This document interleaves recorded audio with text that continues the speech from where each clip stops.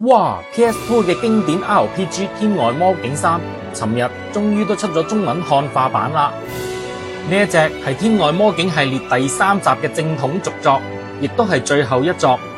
由櫻花大戰嘅製作人廣井王子操刀，故事舞台係日本嘅九州，圍繞住火之一族嘅傳說同埋三神器之一嘅鏡。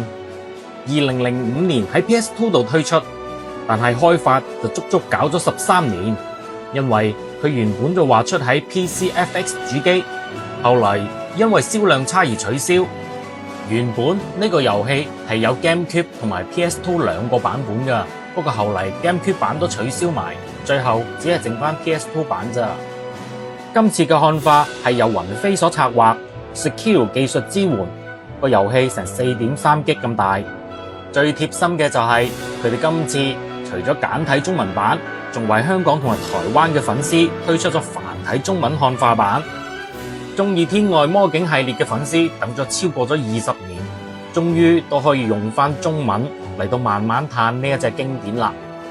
呢個漢化版無論係 PS2 模擬器或者 PS2 實機都可以玩到。呢個繁體中文版嘅畫面就係我用 PS2 實機用色差線再接上 RetroTink 4K 插值所錄低嘅。大家覺得畫面係咪靚咗好多呢？中意天外魔境嘅粉絲千祈唔好走寶啦，記得 follow 我，睇更加多懷舊 game 嘅資訊。下載連結我放咗喺留言嗰度，自己撳入去睇啦。